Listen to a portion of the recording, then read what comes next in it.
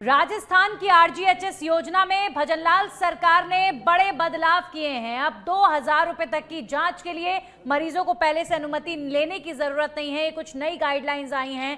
Doctor जरूरत के अनुसार तुरंत जांच लिख सकेंगे। वहीं 2000 रुपए से ज्यादा की जांचों के लिए अस्पताल या फिर डॉक्टर को पहले आरजीएचएस पोर्टल पर ऑनलाइन आवेदन करना होगा और अनुमति मिलने के बाद ही जांच हो सकेगी। थर्ड पार्टी एडमिनिस्ट्रेशन को तत्काल जांच के लिए आवेदन के 1 घंटे में अप्रूवल देना पड़ेगा, जबकि सामान्य जांच के लिए 3 घंटे में अप्रूवल देना पड़ेगा। अगर इस अवधि में अप्रूवल नहीं आया तो आवेदन अपने आप स्वीकृत माना जाएगा। वहीं सरकार ने इमरजेंसी मरीजों को इस प्रक्रिया से राहत दी है। नई गाइडलाइन में स्पष्ट किया गया है कि इमरजेंसी की स्थिति में प्री ऑथराइजेशन यानी कि पूर्व अनुमति की जरूरत नहीं पड़ेगी। बहरहाल सरकार के पास भी कोई ऑप्शन नहीं है, क्योंकि लगातार कई अस्पताल और लैब्स अनावश्यक जांचों की पर्चियां बनाकर आरजीएचएस में भ्रष्टाचार कर चुके हैं और इसे रोकने के लिए सरकार ये नई गाइडलाइन लेकर आ रही है। अब सवाल यहां पर यह है कि आरजीएचएस की शुरुआत से ही जांच की मंजूरी, तकनीकी दिक्कतें, इलाज में होने वाली देरी को लेकर लोग समय समय पर काफी परेशान पहले भी होते रहे हैं। तो क्या सरकार की ये नई गाइडलाइन लाएगी व्यवस्था में सुधार, या फिर मरीज होंगे और ज्यादा परेशान और ज्यादा कॉम्प्लिकेट व्यवस्था हो जाएगी? आज चर्चा इन्हीं तमाम विषयों पर करेंगे, आप बने रहिए। बीते कुछ समय में लगातार आरजीएचएस में देखा गया है कि कई लोग अनियमितताएं करते आए हैं।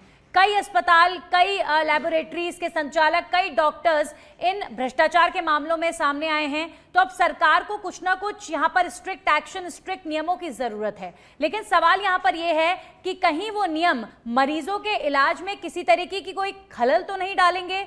क्या इलाज के प्रोसीजर को और ज्यादा कॉम्प्लिकेट तो नहीं करेंगे? हालांकि जो नई गाइडलाइंस हमने पढ़ी हैं उसमें इमरजेंसी की सिचुएशन को पूरी तरीके से बाहर रखा गया है, यानी अगर किसी को इमरजेंसी की सिचुएशन में जांच करानी है तो वहां पर जो है किसी भी तरीके के प्री ऑथराइजेशन की जरूरत नहीं होगी। लेकिन हाँ, इन नॉर्मल कंडीशन आपको प्री ऑथराइजेशन की जरूरत पड़ेगी। ऑनलाइन पोर्टल पर अस्पताल आपकी पूरी इंफॉर्मेशन डालेगा, उसके बाद जो है थर्ड पार्टी उसे अप्रूव करेगी और फिर जांच हो पाएगी। चर्चा करने के लिए हमारे साथ कांग्रेस पार्टी का पक्ष रखेंगे प्रकाश मीणा जुड़ चुके हैं, बीजेपी से वीरेंद्र शर्मा जुड़े हैं और सोशल एक्टिविस्ट भाग्यश्री सैनी हमारे साथ जुड़ चुकी है। सीधा उनका रुख करेंगे। सबसे पहले वीरेंद्र शर्मा जी, मैं आपसे जानना चाहूंगी सर, इमरजेंसी की सिचुएशन, हेल्थ कंडीशन, ये ऐसा मुद्दा है जहां पर जितना आसान इलाज मिलना हो उतना अच्छा होता है। लेकिन अगर इलाज की प्रक्रिया, जांच की प्रक्रिया में हम इफ एंड बट की सिचुएशन डाल देते हैं, आपको प्री जो अथॉराइजेशन करना होगा, अथॉरिटीज से आपको अप्रूवल लेना होगा, थर्ड पार्टी एडमिनिस्ट्रेशन अप्रूव करेगा, उसके बाद ही वो अप्रूव होगा। इस तरीके की कंडीशंस में कहीं मरीजों को परेशानी ना आ जाए, इस बात का ध्यान कौन रखेगा? देखिए नंदिनी जी, पहला विषय तो जो आरजीएचएस योजना में जो भ्रष्टाचार पहले पाया गया उस पर काबू पाने के लिए और उसे अधिक उत्तरदायी और पारदर्शी बनाने के लिए भारतीय जनता पार्टी की सरकार ने उसमें काफी कुछ बदलाव किए हैं।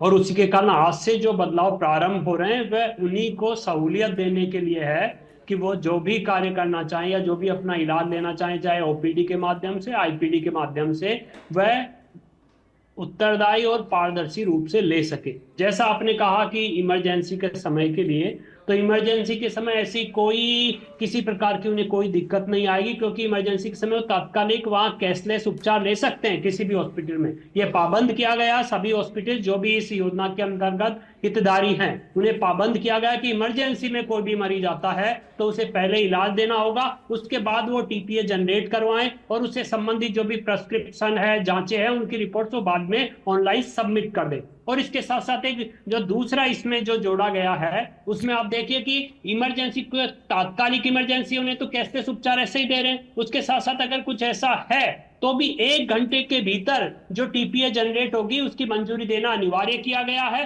और 1 घंटे के अंदर अगर नहीं देते हैं तो स्वतः ही वह मंजूर हो जाएगी। उसके बाद जो सामान्य स्थितियां हैं उनमें 3 घंटे का समय निश्चित किया गया है और 3 घंटे में नहीं होती तो स्वतः मंजूर हो जाएगी। देखिए, मैं हम लोग सरकार की मजबूरी को समझ सकते हैं कि जिस तरीके से भ्रष्टाचार के मामले सामने आए, अनावश्यक जांच की पर्चियों के प्रकरण सामने आए, सरकार कोई ना कोई स्ट्रिक्ट एक्शन लेने के लिए मजबूर है यहाँ पर। लेकिन एक और बात कि आप ऐसा कुछ कीजिए कि जिससे जो सुविधा है वो और ज्यादा कॉम्प्लिकेट ना होती। अब मरीज की परिस्थिति अभी तक ऐसी थी कि जांच करानी है, मरीज जाता है, जांच हो जाती है, लेकिन अब उसे अगर प्री अप्रूवल थर्ड पार्टी से लेना पड़े, उसे 1 घंटे 2 घंटे 3 घंटे का वेट करना पड़े, तो ये उसके लिए तो कहीं ना कहीं परेशानी खड़ी कर ही रहा है ना। सरकार की मजबूरी एक अलग विषय है, लेकिन मरीज के लिए मजबूरी खड़ी करना ये कहां तक सही है? वीरेंद्र जी, चलिए वीरेंद्र जी के सर मैं एक बार फिर से आपका रुख करूंगी, एक बार कांग्रेस के प्रवक्ता का रुख कर लेते हो प्रकाश मीणा जी का। प्रकाश जी, ये बात बार बार कही जा रही है कि देखिए नियम जो होते हैं, गाइडलाइंस जो होती हैं, वो सिस्टम को ट्रांसपेरेंट करने के लिए जरूरी होती हैं कई बार। तो अब सरकार ने ये जो गाइडलाइंस जारी की हैं, क्या लगता है आपको ये जरूरत थी? अशोक गहलोत सरकार को भी जरूरत थी इस तरीके की गाइडलाइंस की, और सही डिसीजन है सरकार का कि जांच करानी है तो पहले जो है अप्रूवल लिया जाएगा, अप्रूवल ऑनलाइन पोर्टल पर आ जाएगा, उसके बाद जांच होगी। सही है ये सरकार ने जो किया है? देखिए नंदिनी जी, सेंट्रल गवर्नमेंट की स्कीम है CGHS, उसी के तर्ज पे हमारी गहलोत सरकार ने RGHS कर्मचारियों के हितों के लिए हेल्थ स्कीम लाए थे। इतनी अच्छी स्कीम थी जिसमें 10 लाख तक का कैशलेस सुविधा थी। आप 10 लाख तक का कोई भी इलाज, सर्जरी हो, किसी भी तरह का हो, वो करवा सकते हैं। उसके बाद धीरे धीरे गवर्नमेंट चेंज हुई, तो चेंज होने के बाद गवर्नमेंट ने इसके प्रति इतनी लापरवाही बरती। बीच में आपने न्यूज़ में भी देखा, प्राइवेट हॉस्पिटलों ने बंद ही कर दिया था इलाज, क्योंकि उनका समय पे हिसाब नहीं हुआ, इतना पेंडिंग बकाया पड़ा था, तो कर्मचारियों को बहुत असुविधाओं का सामना करना पड़ा। अभी इन्होंने बदलाव किया है, उसमें सबसे बड़ी प्रॉब्लम क्या है मैं बताऊँ आपको। 5 दिन तक आप OPD में भर्ती रह सकते हो, मतलब IPD में 5 दिन तक भर्ती रह सकते हो। 6ठे दिन आपको वहाँ से निकलना होगा। 5 दिन आप दिखा सकते हो OPD में, 6वीं बार नहीं दिखा सकते। और एक सबसे बड़ी बात है कि 15 दिन में एक जांच होगी, उसके बाद अगर जांच करवानी है तो बाहर करवाओ। ये लगातार कर्मचारी संगठन है जो इस स्कीम के विरुद्ध जा रहे हैं और अपना प्रदर्शन कर रहे हैं। और जहाँ तक है ये कर्मचारी संगठनों के साथ कुठाराघात है, ये भजनलाल सरकार तो की। क्या प्रकाश जी, मुझे तो ये बताइए सरकार क्या करे फिर? ऐसे करप्शन पर, ऐसे भ्रष्टाचारों को चलने दे? मतलब जो फर्जी पर्चियां बना बनाकर और फर्जी लोगों को वहां पर अपलोड करके पोर्टल पर सरकार को ठगने का काम कर रहे हैं, तो सरकार क्या करेगी? नियम गाइडलाइंस ना बनाए, बस हाथ पर हाथ रखे तो सर नहीं बैठा जा सकता। सरकार इनकी है तो भ्रष्टाचार भी तो ये रोकेंगे। भ्रष्टाचार कांग्रेस कर रही है कैसे इनके रोके? टाइम में। कुछ ना कुछ तो अभी करना आप पड़ेगा 14 तारीख की न्यूज पढ़िए, 14 जून की, सीकर में इतना बड़ा भ्रष्टाचार हो रहा था, तो सरकार तो इनकी है, मॉनिटरिंग होनी चाहिए। तभी तो कर रहे हैं ना ये। देखो इससे क्या होगा? प्रबंधन है ये किस लिए? चिकित्सा सुविधा में भ्रष्टाचारियों को रोकने के लिए। 5 दिन तक आप IPD में रखोगे, 6ठे दिन कह दोगे कहीं जाओ। इमरजेंसी की सिचुएशन बाहर है सर, इमरजेंसी की सिचुएशन में किसी भी मरीज को परेशान नहीं किया जाएगा। नंदिनी जी, हर केस इमरजेंसी नहीं होता। चिकित्सा सुविधा में इमरजेंसी बहुत बड़ी बात होती है, बाकी चिकित्सा चलती रहती है। नॉर्मल सर्जरी हो गई, उसको आप इमरजेंसी में मत लो। होते हैं सरकार में, कर्मचारी को तो दुख होगा ना। भ्रष्टाचार चरम पर हो रहा होता, अगर पहले भी हो रहा होगा तो हो रहा होगा, क्योंकि SOG तो अभी फिलहाल जांच कर रही है, क्या पता पिछले भी कई मामले खुल जाएं, क्योंकि जो अभी मामले खुले हैं उनका बीती सरकार में हुए भ्रष्टाचारों से भी संपर्क लगातार होता आ रहा था। ये तो अब कोई सरकार अगर इनिशिएटिव ले रही है भाग्यश्री सैनी जी कि हमें करप्शन पर कंट्रोल करना है, उसके लिए अगर नॉर्मल कंडीशन वाले कुछ मरीजों को कुछ घंटों के लिए रुकना पड़ा, तो इसमें गलत क्या है? क्या इस बात को आप सही मानती हैं? कुछ लोग कह रहे हैं कि नहीं, इमरजेंसी की सिचुएशन साइड में रखकर भी सरकार ने जिन लोगों को 3 घंटे और 1 घंटे को रोकने के लिए बोला है, उन लोगों के लिए साथ गलत है ये। मतलब वो लोग अगर इमरजेंसी की सिचुएशन में अभी नहीं है और आधे घंटे बाद आ जाएं तो कोई नहीं जानता, मतलब ये मरीजों के लिए परेशानी खड़ी करने जैसा है। भाग्यश्री जी,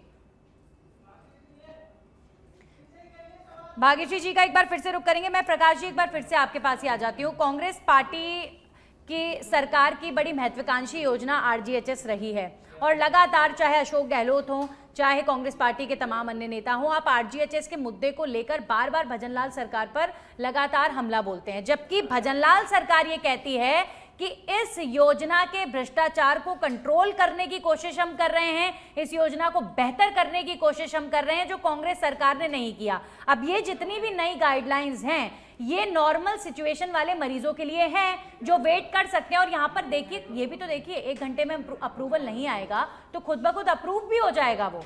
तो एक मॉनिटरिंग के लिए ये सब किया जा रहा है, ये नई गाइडलाइंस आई है, तो इसमें मुझे लगता है कि विरोध नहीं होना चाहिए। विरोध नहीं नंदिनी जी, चिकित्सा सुविधा एक ऐसी चीज़ है जो हर आदमी को हर समय पे मिलनी चाहिए। भाजपा सरकार में आप खुद देख लो, चिकित्सा के नाम पे प्रसूताओं के साथ कितनी डेथ हो गई। अभी कोटा था, जोधपुर था, बीकानेर था, और अभी भीलवाड़ा में बहुत बड़ा मैटर चल रहा है। राजस्थान की चिकित्सा सुविधा पूरी तरह खत्म हो चुकी है, और चिकित्सा मंत्री का तो कोई ध्यान ही नहीं है चिकित्सा की तरफ। ऐसे ही आरजीएचएस का इन्होंने बेहाल कर रखा है। आ रही हूँ वीरेंद्र शर्मा जी का रुख करूंगी। नारायण सिंह जी भी हमारे साथ जुड़ चुके हैं। मैं वीरेंद्र जी, उससे पहले नारायण सिंह जी के पास चली जाती हूँ, क्योंकि वो खुद प्रदेश प्रवक्ता हैं पेंशनर्स एसोसिएशन के। आरजीएचएस को करीबी से उन्होंने भी देखा है किस तरीके की सुविधाएं सरकारी कर्मचारी अधिकारियों को मिलती हैं। नारायण सिंह जी, ये बताइए सर कि ये जो नई गाइडलाइन आई है जिसमें 2000 रुपए की जांच से पहले प्री अप्रूवल की जरूरत है, थर्ड पार्टी एडमिनिस्ट्रेशन की अप्रूवल आएगा उसके बाद जांच होगी, इसको आप कितना जायज या कितना नाजायज मानते हैं?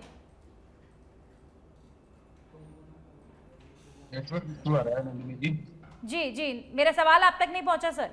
ठीक है, मैं वीरेंद्र शर्मा जी के पास आ जाती हूँ वापस से। वीरेंद्र जी, आरजीएचएस का जहां पर मुद्दा आता है, ये बड़ी विडंबना हो गई है प्रदेश की कि वहां पर जो है आरोप प्रत्यारोप, खींचतान पक्ष और विपक्ष के बीच शुरू हो जाती है। लगातार कांग्रेस पार्टी आरजीएचएस का नाम लेकर सत्ता पक्ष को घेरने का काम कर रही है। ऐसा क्यों बार बार हो रहा है? क्यों आरजीएचएस का जो मुद्दा है वो इतना विवादित हो चुका है कि आप कोई भी डिसीजन मेकिंग करते हैं उस पर वाद विवाद शुरू हो जाता है? क्यों ये ट्रांसपेरेंट या सरल नहीं रह पा रहा आरजीएचएस? क्योंकि नंदिनी जी, कुछ लोग चाहते हैं कि इस योजना में भ्रष्टाचार लगातार रहे। जो लोग आज इस चैनल पे बड़ी बड़ी बातें कर रहे हैं, कांग्रेस के प्रवक्ता, उनके समय इसका औसत जो बजट था वो केवल 364 करोड़ था। मेरे मित्र ध्यान रखना, कितना? 364 करोड़।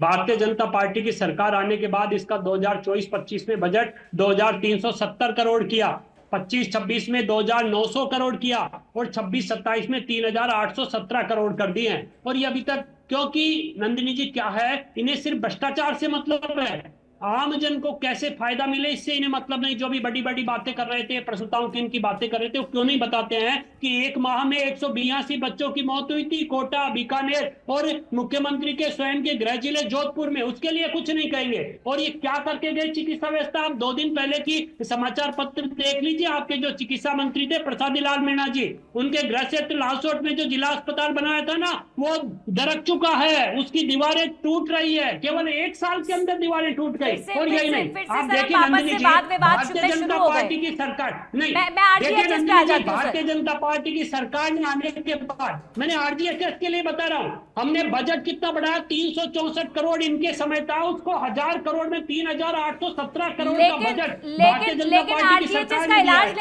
लेने आने वाले मरीजों को क्या कहेंगे वीरेंद्र जी? सर, जो लोग जांच के लिए आएंगे और उन्हें प्री अप्रूवल के लिए 1-1 घंटा 2-2 घंटा जो वेट करना पड़ेगा, 3-3 घंटा वेट करना पड़ेगा, उन्हें आप किस तरीके से कहेंगे कि हम लोग सही हैं? जस्टिफाई कैसे करेंगे उनके आगे? वो तो नाराज होंगे ना कि पहले जो काम हमारा शांति से हो रहा था जाकर सीधा, अब हमें वेट करना पड़ रहा है। देखिए नंदिनी जी, क्या होता है, व्यवस्थाओं में सुधार वही सरकार करती है जिसकी भावना लोक कल्याण की हो, जो आम व्यक्ति को फायदा देना चाहती है, और उन योजनाओं को पारदर्शी बनाकर ही आम जन को फायदा मिल सकता है। तो इसमें हो रहे भ्रष्टाचार और जो अनियमितताएं पाई गई, उसके कारण ऐसा करना पड़ा। और यही नहीं, हम इसे बिल्कुल कैशलेस करने जा रहे हैं, जैसे दूसरी हमारी जो आयुष्मान माई योजना है उसकी तरह इसे भी कैशलेस करेंगे। आप अस्पताल में जाइए, इलाज करवाइए, घर आ जाइए, आपको परेशानी नहीं होगी। और जो इसमें जो अनेकों फायदे जो किए जा रहे हैं कि आम व्यक्ति को जो आरजीएचएस के हितार्थी हैं, उनके लिए जो लाभ मिलने जा रहे हैं, वो भी तो बड़ी उपलब्धि है। करप्शन तो सरकार का मैटर है, इसमें हमको क्यों फंसाने का काम कर रहे हैं आप? नहीं, ठीक है, मैं एक बार फिर से देखिए नंदिनी जी, करप्शन सरकार का कैसे हुआ? 500 कार्ड ब्लॉक क्यों किए गए? जो 275 फार्मेसियों के लाइसेंस क्यों निरस्त किए गए? 25 अस्पतालों को डीएम्पेयरमेंट क्यों किया गया? और यही नहीं, 39 करोड़ से मैं भाग्यश्री सैनी जी का रुख करूंगी। भाग्यश्री जी, क्या जनता, वो सिर्फ इसीलिए ना, भ्रष्टाचार को रोकने के लिए। सर, मैं जो सोशल एक्टिविस्ट भाग्यश्री जी जुड़ी है वो बताएंगी हमें बेहतर तरीके से। क्या जनता, क्या आरजीएचएस के लाभार्थी इस बात को समझ पाएंगे कि लगातार हुए करप्शन की वजह से, लगातार हुए गलत कार्यों की वजह से उन्हें कुछ क्षण रुकना पड़ेगा अगर जांच के लिए, तो भी ठीक है? क्या लोग, जो मरीज वहां पर पहुंचेंगे, वो इस बात को समझेंगे, सरकार की इस मजबूरी को समझेंगे कि उन्हें स्ट्रिक्ट गाइडलाइंस लानी पड़ रही है टू स्टॉप करप्शन? लोग ये बात को समझ पाएंगे भाग्यश्री जी? देखिए नंदिनी जी, बहुत अच्छी बात है कि सरकार की मंशा है कि करप्शन को हमें रोकना है और वो राहत देना चाहती है, लेकिन ग्राउंड रियलिटी पे हमें ये समझने की जरूरत है कि क्या इनके जो प्रोविजन है वो सही मायने में राहत देंगे क्या। पहली बात, इन्होंने जो 2000 की कैपिंग सीमा लगाई है उसमें आप एक छोटी सी चीज देखिए कि 2000 रुपए में आजकल छोटी मोटी जांचें होती है, अगर आपने शुगर की भी एक जांच बढ़ा दी उन 2000 एक दो जांचों के साथ तो 3-4-5 हजार का वो चल जाता है। तो आप छोटी की 2000 में जो छोटे मरीज है उनको तो राहत मिल जाएगी, बाकी जो गंभीर जांचें हैं, सीटी स्कैन हो गई, एमआरआई होगी, उसके लिए जो ये 3 घंटे का चक्रव्यूह है उसमें फंस के रह जाएंगे और रियलिटी क्या होगी, मरीजों की भीड़ होगी, अनवांटेड वो वेट करते रहेंगे। दूसरा, इन्होंने ऑटो अप्रूव की बात की। मैं ये कहना चाहती हूँ हमारे जो प्रीवियस जो एग्जाम्पल्स है वो क्या रहे कि जो पोर्टल है वो डाउन रहता है, ओटीपी समय पे आता नहीं है, बिल्कुल। वेबसाइट इनकी हैंग रहती है। मान लीजिए हॉस्पिटल की जो रिक्वेस्ट है वो टीपीए तक पहुंच भी गई तो अप्रूवल कैसे होगा, आप डिजिटली तो अपग्रेडेड नहीं है, वो जरूरत है। तीसरी अगर मैं बात कहूँ, शॉर्टकट रिजेक्शन का खतरा है, डेली बेसिस पे लाखों रिक्वेस्टें जाएंगी, तो आपको नहीं लगता कि जो टीपी अधिकारी है वो उन सभी मामलों की प्रॉपर जांच कर पाएगा? मुझे तो लगता है जल्दबाजी में वो सही चीजों को कई बार रिजेक्ट भी कर देगा। तो मुझे लगता है कि छोटे छोटे कॉम्प्लिकेशंस ऐसे हैं ना कि हम लोग सिर्फ एक ही बात को बोले जा रहे हैं, करप्शन रोकना बहुत अच्छी बात है, हमें करप्शन रोकना है, जी। लेकिन हम लोग करप्शन रोकने के मतलब चक्कर जड़ में है आम करप्शन, आदमी को, आम इंसान को ये परेशान नहीं कर सिस्टम सकते। की ये सिस्टम का विषय है, ये सिस्टम के लिए दुखद विषय है। फंसा कौन? मरीज। यहाँ पर ये एक बहुत बड़ी कॉम्प्लिकेशन हो रही है कि करप्शन नहीं, रोकना देखिए, सरकार का देखिए, काम नंदिनी है, जी, नंदिनी मरीज जी, थोड़ी ना भुगतेगा, ये प्रश्न उठ रहा है। नहीं, मैं नंदिनी सर जी, आऊंगी, एक सेकंड सर। भाग्यश्री जी ने नारायण जो सिंह जी कहा, बहुत देर नंदिनी से, जी। सर नारायण जी। सिंह जी बहुत देर से जुड़े हुए हैं हमारे साथ, उनका भी रुख करेंगे। प्रदेश प्रवक्ता है पेंशनर्स एसोसिएशन के नारायण सिंह जी, कई बार किसी अच्छे विषय के लिए कड़वा घूंट पीना पड़ता है, तो अगर किसी करप्शन जैसे विषय को रोकने के लिए सरकार कोई स्ट्रिक्ट एक्शन ले रही है। नारायण सिंह जी नहीं जुड़े हमारे साथ, ठीक है। मैं एक बार फिर से प्रकाश मीणा जी का रुख कर लेती हूँ, फिर उसके बाद वीरेंद्र शर्मा जी का रुख करूंगी। नारायण सिंह जी जुड़ चुके हैं। नारायण सिंह जी, आप अपनी बात रखिए सर। नंदिनी जी, मैं आपको बताना चाहूँ ये तरह से स्वास्थ्य विभाग की यानी कि मेडिकल विभाग की पूरी तरह से विफलता दर्शाती है ये। क्योंकि जब आप ये एक तरफ तो कह रहे हैं कि 2000 रुपए के बाद में आपको अप्रूवल लेनी होगी, क्यों भाई 2000 रुपए के बाद में अप्रूवल? क्या वहाँ डॉक्टर जो देखेंगे मरीज को या पेशेंट को देखेंगे तो वो 2000 रुपए की वो देख के कहेंगे कि इसको अप्रूवल मिलेगी, उसके बाद में दवाइयाँ लिखूंगा मैं। उन्होंने तो लिख दी। अब वो बीमार व्यक्ति अगर वहां दिन भर बैठा रहेगा, अप्रूवल के इंतजार देखता रहेगा, ऐसे ऐसे केस है नंदिनी जी। मैं आपको बताना चाहूँ कि एडमिशन की अप्रूवल 4-4 घंटे तक नहीं मिलती है और फिर रिजेक्ट कर दी जाती है। ये कौन सा तरीका है? ये अप्रूवल 2000 रुपए, ये कोई आज की तारीख में, आज के वक्त में ये हालात है। 2000 रुपए की दवाइयां, तो आप अगर खांसी जुकाम की भी दवाइयां लेने जाएंगे तो 2000 रुपए की दवाइयां आ जाएंगी। ऐसे में हमारे पेंशनर जिनकी उम्र, नारायण सिंह जी, 2000 से नीचे की जांच जो होगी वो आसानी से हो जाएगी, एक फ्लो में हो जाएगी। जो 2000 से ऊपर की जांचें हैं उनके लिए प्री अप्रूवल की जरूरत है। अब वो प्री अप्रूवल आप देखिए ना, 1 घंटे और 2 घंटे का समय तो कई बार आम तौर पर भी रुकना ही पड़ता है ना। तो वो वाली बात है कि अगर सरकार का कोऑपरेट आप किसी तरीके से कर सकते हैं तो करिए। भ्रष्टाचार पर रोकथाम के लिए बेहतर इलाज ही मिलेगा, सिस्टम और ट्रांसपेरेंट होगा। नहीं, मैं आपको बताना चाहूँ नन्नी जी, ये भ्रष्टाचार क्या राजस्थान का कर्मचारी ही कर रहा है क्या? भ्रष्टाचार कर्मचारियों पर बार बार आरोप लगाते हैं। ये भ्रष्टाचार आपके जो कर रहे हैं उनको आप पकड़ो ना। आप, ये आपकी पूरी तरह से फेलियरिटी है, आपकी विफलता है। ये भ्रष्टाचार करने वालों को पकड़ते नहीं है, उनका कुछ करते नहीं है, और पूरा का पूरा जो ऐसा नहीं है कि पकड़े नहीं गए, ऐसा नहीं है, वो पकड़े गए हैं, इसीलिए इतनी चर्चा हो रही है। बीते 1 साल में कई तरह की कार्रवाइयां हुई हैं। आरजीएचएस में भ्रष्टाचार करने वाले लोग एसओजी के निशाने पर भी हैं और वो लोग बचेंगे भी नहीं। खैर प्रकाश जी, मैं आपका रुख कर लेती हूँ। ये बात सही है प्रकाश जी कि करप्शन को रोकना सरकार का काम है, ये जनता का काम नहीं है कि जनता को हम यहाँ पर परेशान करने के लिए खड़ा कर दें। लेकिन आप बता दीजिए, विपक्ष में होने के नाते आप प्रश्न तो बहुत इजीली कर रहे हैं, सरकार से पूछ रहे हैं, पर सलाह आप दे दीजिए कि आप ऐसा कर सकते थे, ऐसा हो सकता था, ऐसे करप्शन रुक सकता था। आप तो ये कह रहे हैं कि ये मत कीजिए, वो मत कीजिए, आप तो कोई गाइडलाइन मत लेकर आइए और करप्शन होते रहने दीजिए, ऐसा तो नहीं हो सकता ना। देखिए नंदिनी जी, सबसे पहली बात है कि हमारी गवर्नमेंट के समय कर्मचारियों ने इस स्कीम का विरोध किया था क्या? सारे कर्मचारी खुश थे, सब लाभ ले रहे थे, समय समय पे चिकित्सा सुविधा मिल रही थी, कोई विरोध नहीं था।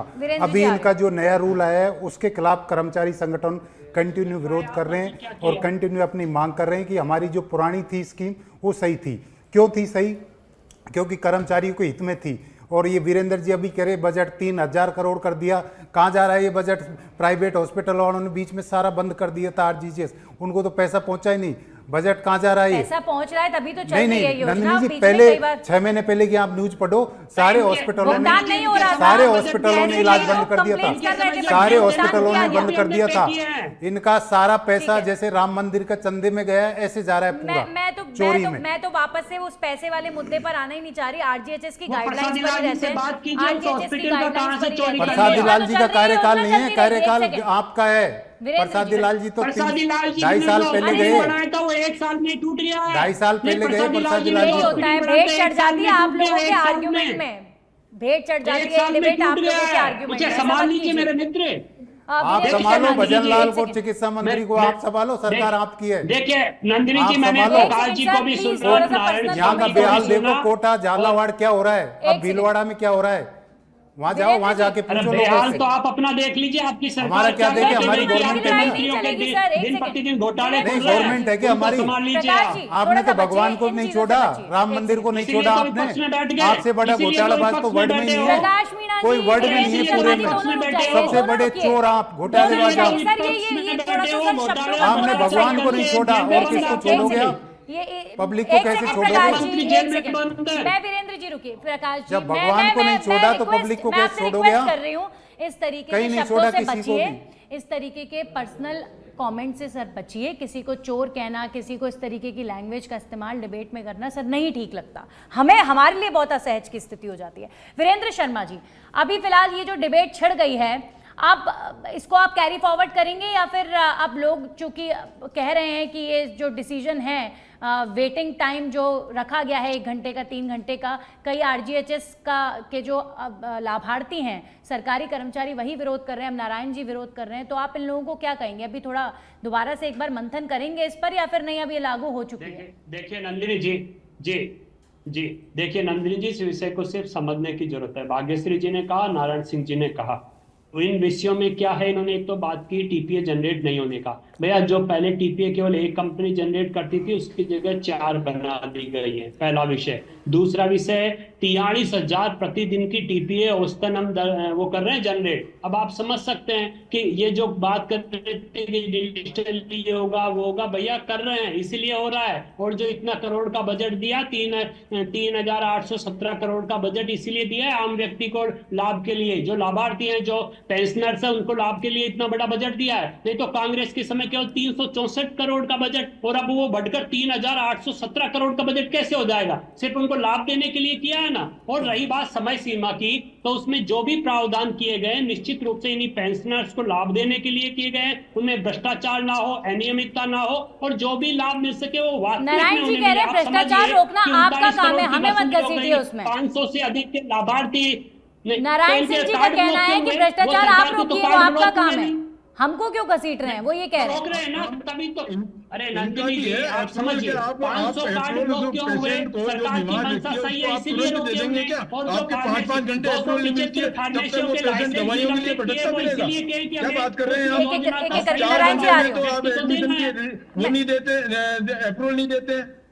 ये तो और ये फिर reject कर एक देते हैं। सेकंड, वीरेंद्र जी, नारायण सिंह अस्पतालों जी, की स्थिति तो वैसे ही बड़ी कॉम्प्लिकेट देखिए, होती है। मरीज देखिए, होता है वो नारायण सिंह जल्दी जी, में होता है, नहीं। मरीज के परिजन जल्दी में होते हैं, अब अस्पताल वालों को एक नया बहाना ना मिल जाए कहीं अप्रूवल का, ये और एक बड़ी चिंता का विषय है। देखिए नंदिनी जी, नहीं नंदिनी जी, इसके लिए ओपीडी एट रेजिडेंस हमने इसमें व्यवस्था लागू की है। डॉक्टर कहीं भी हो, वो वहां पहले प्रेस्क्रिप्शन लिख देगा, जांचें लिख देगा, दवाई लिख देगा, उसके बाद वो अपनी जो भी विषय है, चाहे प्रेस्क्रिप्शन है या जांचें हैं, वो ऑनलाइन चढ़ा देगा। तो ओपीडी एट रेजिडेंस इसीलिए लागू की इस व्यवस्था में। तो जहां तक जो भी संभव हो सकता है कि पेंशनर्स को ज्यादा से ज्यादा कैसे लाभ मिले, अब ये उसके तो लिए सर भाजपा ये तो सरकार सिस्टम आपने प्रतिबद्ध है क्रिएट और कर दिया है। संकल्पबद्ध होकर ये अगर कार्य कोई कर रही है। परेशानी हुई, कल को लैब जाएंगे मरीज, तो लैब वाला बोलेगा डॉक्टर ने जी वो रिक्वेस्ट नहीं भेजी, डॉक्टर साहब बोलेंगे मैंने भेज दिया, वो बीच में कहीं अटक गई है। तो इस तरीके की प्रॉब्लम अगर क्रिएट हुई तो मरीज ही नाराज होंगे। तो इससे मुझे लगता है कि सरकार ने बचने का प्रबंध भी जरूर किया होगा, टेक्निकल ठीक है। समझा ही नहीं। तो आप इस तरह से बनाइएगा ना कि आप ये क्या नहीं, अप्रूवल देखिए लीजिएगा, नंदिनी जी 2000 आपने रुपए की टेक्निकल 4000 समझाई रुपए नहीं। की मैंने कहा अप्रूवल लीजिएगा। ओपीडी एट रेजिडेंस अप्रूवल यही देने है से- कि ठीक है। पहले मरीज को पूरा लाभ दे दिया जाए, उपचार दे वो दिया आने जाए, वाला दवा वक्त दे दी बता जाए, देगा वीरेंद्र उसके जी। बाद प्रेस्क्रिप्शन और जांच और अगर मेडिसिन अगर की जो लिस्ट भाग्यश्री है वो जी बाद में ऑनलाइन चढ़ा देंगे। देखिए, बिना इम्प्लीमेंट हुए कोई चीज और हम उस पर पहले से ही प्रश्न खड़े करते रहें, हो सकता है कि आगे मरीजों को प्रॉब्लम आए ही ना। सरकार कोई गाइडलाइन ला रही है तो इस बात का भी तो ध्यान रखेगी ना कि वो स्ट्रिक्टली फॉलो हो और मरीजों को दिक्कत ना हो। गाइडलाइन तो दे दी बिना ना। प्रॉब्लम इससे के बड़ी क्वेश्चंस खड़े करना, गाइडलाइन क्या देंगे? ओपीडी क्या एट ये गलत रेजिडेंस, नहीं? इससे बड़ी गाइडलाइन क्या चाहिए? भाग्यश्री जी देखिए, जैसे वीरेंद्र जी कह रहे हैं हमने तो करोड़ों का बजट दे दिया। सर, करोड़ों का बजट तो आप सड़कों में भी देते हो, सड़कें भी टूटी पड़ी हैं, लाइटें ठीक नहीं होती, तो ये करोड़ों के बजट वाली तो आप बात मत कीजिए। यहाँ पे प्रैक्टिकल बात कीजिए। आप कह रहे हैं 43,000 टीपीए जनरेट हो रही है, मैं कह रही हूँ कि जो रिक्वेस्ट जारी है क्या वो सही समय पे अप्रूव होगी? आप इस विडंबना को नहीं समझ सकते। एक आम सा आदमी जो रिक्शा चलाता है उसकी विडंबना को समझिए। जब वो हॉस्पिटल आता है, उसको इमरजेंसी है, उसको जरूरत है, उसको गंभीर जांचें करानी है। ये आंकड़े और फैक्ट्स आपसे ज्यादा मैं बता सकती हूँ, मेरे पास बहुत सारे फैक्ट्स हैं। यहाँ पे प्रैक्टिकल, एक मिनट, जब आप बोल रहे थे, एक second, let us speak, sir। एक बार बात करते आप गलत बोलेंगे तो कौन बोलेगा? आप गलत बोलेंगे, नहीं, आप कुछ भी बोलेंगे, आप इतनी देर से गलत बोल रहे हैं, आप सुन नहीं इतनी सकते। देर नहीं, आप से गलत बोल रहे हैं, बोलेंगे तो कोई बोल नहीं नहीं बोल रहा। सकते। सर, सबको मौका आप मिलना देखिए, चाहिए मैं बराबर यहाँ अपनी पे बात किसी रखने के का। मैंने आपको नहीं, काउंटर टाइम अच्छा नहीं, आप खासा दिया है बताइए, वीरेंद्र कौन जी, सा लेट इट रिक्शा कंप्लीट वाला सर। RDSS योजना में है? आप योजना को कहां से कहां लेके जा रहे हैं? कौन सा वीरेंद्र रिक्शा वाला जी, RDSS योजना में है? मैं नहीं, यहाँ कौन सा पे रिक्शा वाला RDSS योजना एक में सेकंड है? सर, इस तरीके की नहीं, आप बहस कुछ भी बोलेंगे, कुछ तो बोल रही प्रोडक्टिव हैं। एक बार में एक ही की आवाज आ रही है। बताइए ना आप क्या है? कुछ भी बोलेंगे, कुछ भी बोलते जाएंगे क्या? नहीं एक second sir, let to complete. मैं काउंटर का टाइम दूंगी ना आपको, रुकिए तो। नहीं, ये योजना भाग्यश्री जी, पता प्लीज नहीं है। कंप्लीट। नहीं, मुझे आपको पता है। ये योजना क्या है? टाइम जा रहा ये है, टाइम जा रहा है सर, नहीं, आई एम आप सो सॉरी। किसी भी योजना सभी का लोगों का योजना, टाइम जा रहा किसी भी योजना। है, आप ठीक क्या है। बात करते हैं कि हमारी सभी रिक्शा प्रवक्ता वाला हमारे जो साथ कौन जुड़े, सा रिक्शा? सभी प्रवक्ता जुड़े और महत्वपूर्ण मुद्दे पर अपनी आपने बात रखी, उसके लिए धन्यवाद आपका जुड़ने के लिए। लेकिन सरकार ये जो नई गाइडलाइंस लेकर आई है, आने वाले समय में इन गाइडलाइंस का क्या असर होगा ये तो अस्पताल में आने वाला वक्त बता देगा। अगर ये गाइडलाइंस परेशानी नहीं खड़ी करेंगी तो इनका वेलकम है। अगर ये गाइडलाइंस परेशानी खड़ी करेंगी तो उस केस में जाहिर तौर पर अस्पतालों में पहुंचने वाले मरीज अपनी आवाज भी उठाएंगे, क्योंकि साहब ये सोशल मीडिया का जमाना है और यहाँ पर आवाज उठाना आसान हो चुका है। इसी के साथ ही खास पेशकश में इतना ही। नमस्कार।